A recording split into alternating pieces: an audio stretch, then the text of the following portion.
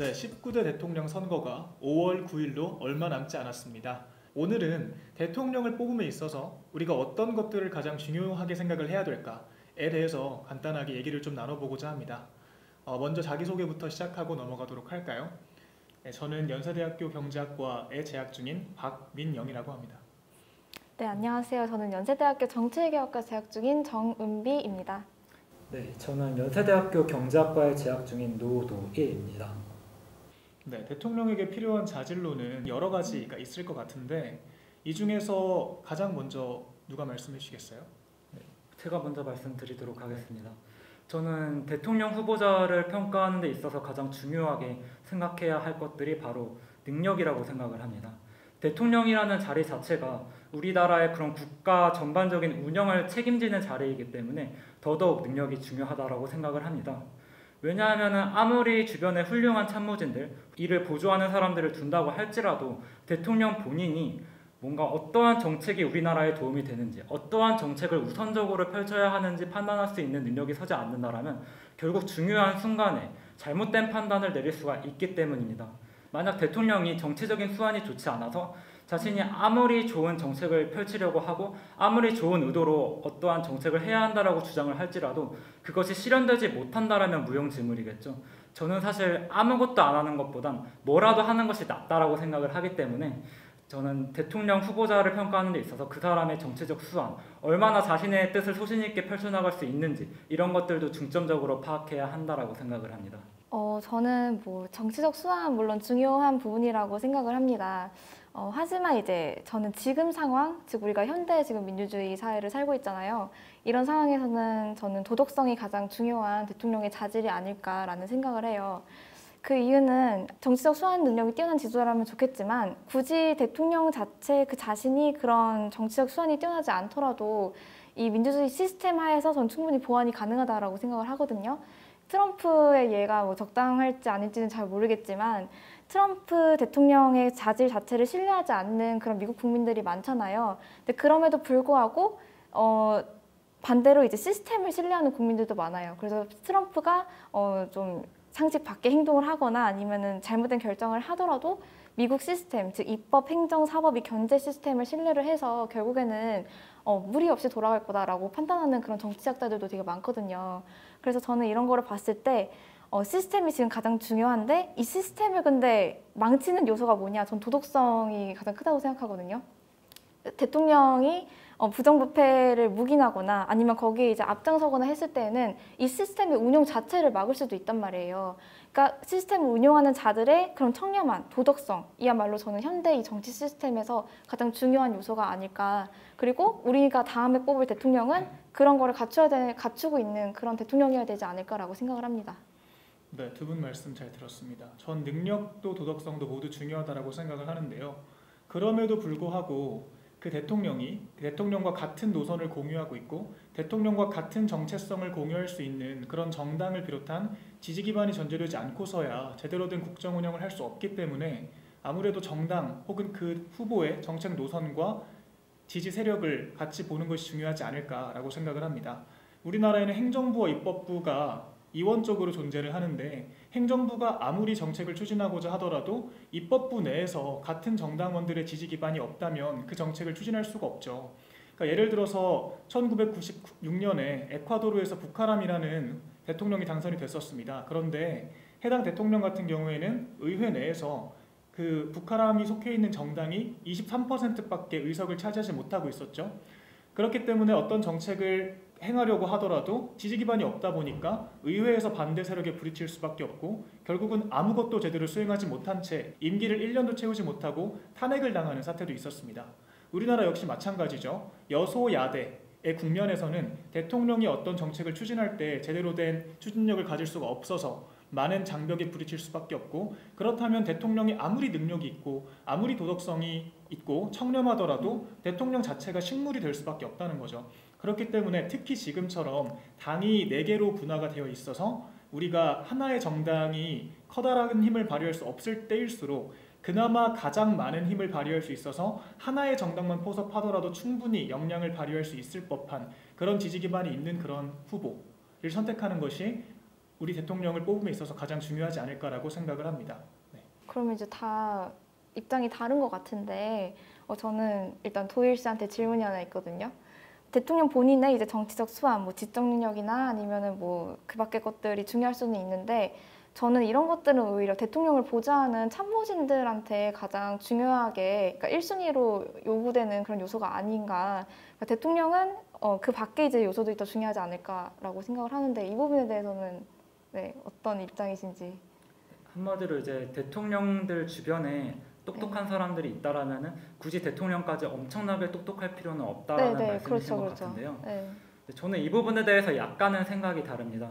실제로 대통령이라는 자리가 물론 그 보좌진들만큼 참모진들만큼 뭐 경제 분야에 있어서 경제 전문가보다 경제를 잘 할 수는 없겠죠. 대통령이 그 정도까지는 아니더라도 결국 대통령이라는 자리는 수많은 정책들을 판단을 해야 하는 자리이고 결국 대통령이 오케이를 하느냐 노를 하느냐에 따라서 그 정책이 통과가 되느냐 안 되느냐가 결정이 됩니다.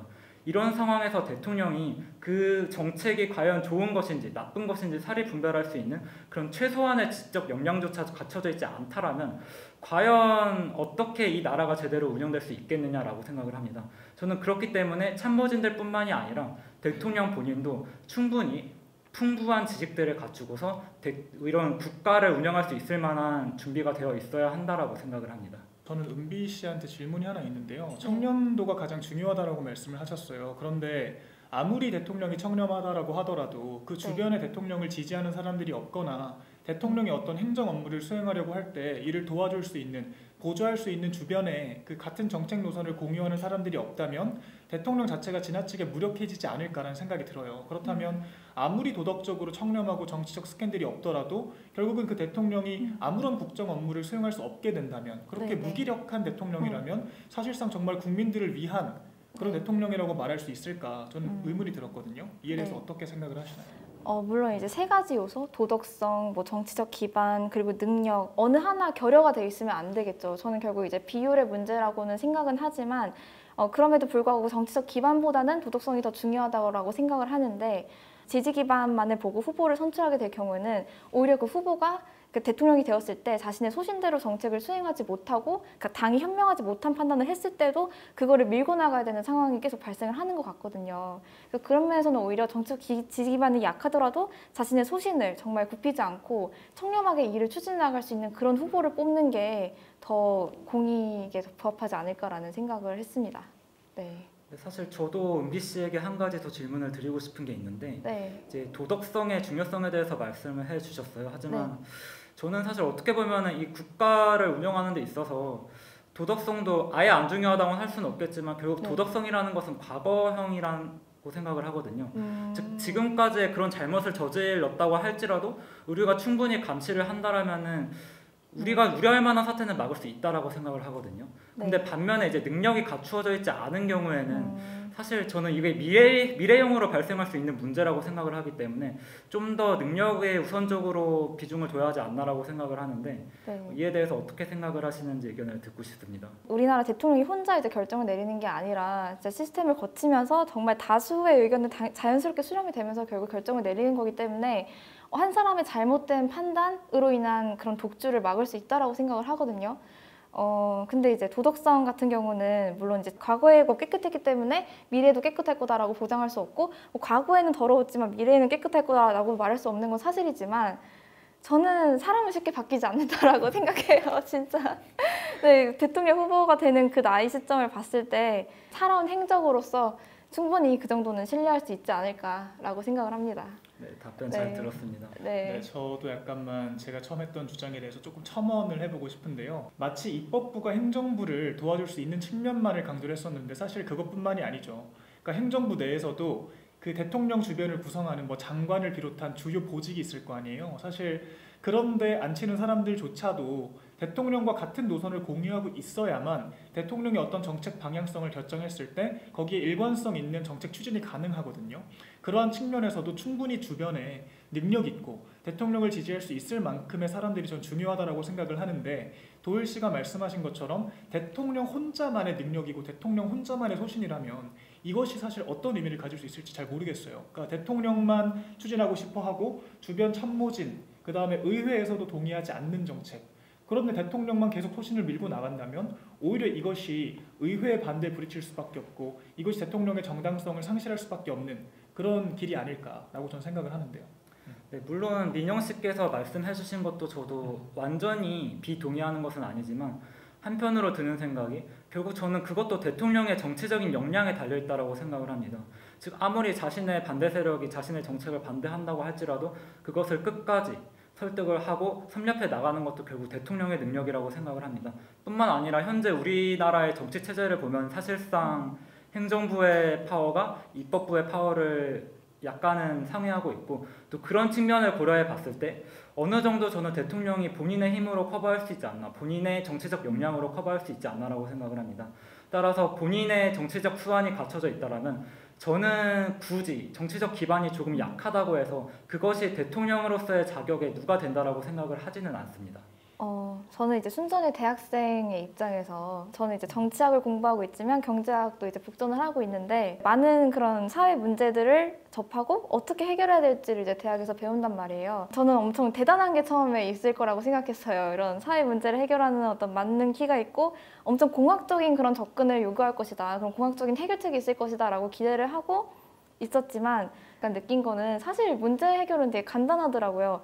사리사욕을 추구하지 않으면 되고 부정부패가 좀만 줄어들면 되고 네, 돈의 흐름을 좀 더 이렇게 투명하게만 바꾸면 해결될 수 있는 정치 경제적 문제들이 정말 많다는 걸 알게 됐어요.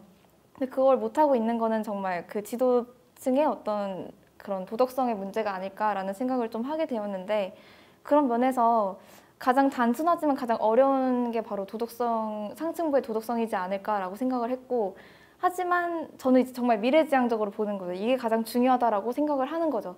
물론 이게 어렵기 때문에 다른 요소들로 시스템으로 제동을 가야 되고 뒷받침을 해야 되지만 어쨌든 저는 이게 궁극적인 해결책이라고 생각을 하는 것 같습니다. 네, 도덕성. 네, 네, 이제 뭐 그래서. 도일 씨와 저 순으로 각자의 입장을 마지막으로 정리하고 그럼 이야기를 좀 마치도록 할까요? 네. 네, 그럼 제가 먼저 말씀을 드리도록 하죠. 저는 지금까지 개인의 능력, 즉 후보자 개인의 능력을 많이 강조해 왔는데요. 결국 국정 운영을 총괄하는 자리인 만큼 본인이 얼마나 생각이 깊고 얼마나 뜻이 있느냐에 따라서 결국 그 밑에 있는 사람들도 따라 움직일 수밖에 없다라고 생각을 합니다. 아무리 주변에 유능한 사람이 많다고 할지라도 대통령 본인이 별로 의지가 없고 또 생각이 깊지 않다라면 정치 운영, 국가 운영에 있어서 결국 드러날 수밖에 없다라고 생각을 합니다. 따라서 대통령 후보자 본인의 개인적 능력 또한 자신의 정책을 얼마나 잘 펼칠 수 있는지 그러한 정치적인 수완이 가장 우선적으로 고려되어야 한다고 생각을 합니다. 네, 저도 마지막으로 좀 입장을 밝혀보자면 일단 뭐 도덕성 굉장히 중요하지만 오히려 전 도덕성이라말로 흑백성전 그러니까 후보자들을 조금 깎아내리기 위한 그런 수단으로 악용될 수 변질되고 있죠. 있는 것이 아닌가 뭐 이런 생각을 해서 그렇기 때문에 오로지 도덕성만을 가지고 후보를 평가하는 것이 오히려 그 후보를 투명하게 비추어보지 못하게 만드는 것은 아닌가 뭐 이런 생각도 약간 들었고 결국은 개인의 능력과 소신이란 것도 정치는 혼자 하는 게 아니기 때문에 주변에 그 사람을 지지해줄 그런 세력을 형성할 수 있는 능력 그리고 그들을 잘 활용해서 자신의 정책을 성공적으로 이끌어 나갈 수 있는 그런 능력이 필요하지 않나. 그래서 우리가 종국에는 그 정당 그 자체, 그러니까 개인보다는 조금 더 지속성이 있고 신뢰할 수 있고 일관성을 담보할 수 있는 정당을 바라보는 것이 뭐 더 타당하지 않나. 뭐 그런 입장을 밝혀봅니다. 네, 지금까지 다양한 논의가 이루어졌는데요. 아무래도 사람마다 생각하는 게 다를 수밖에 없기 때문에 어떠한 기준이 절대적으로 중요하다고 단언할 수는 없는 것 같습니다. 하지만 무엇보다 중요한 것은 우리가 단지 추상적으로 이 후보자 인상이 마음에 든다, 이 후보자 이미지가 마음에 든다라고 해서 이런 식으로 판단을 내리면 안 된다라는 것이고 자기만의 확고한 기준을 가지고 객관적으로 평가할 수 있는 것이 중요하겠죠. 물론 이러기에 앞서서 정치에 대한 깊은 관심을 가지고 민주시민으로서 참여의식을 고양시키는 것이 무엇보다 중요할 것입니다. 이상으로 토론 마치겠습니다. 감사합니다.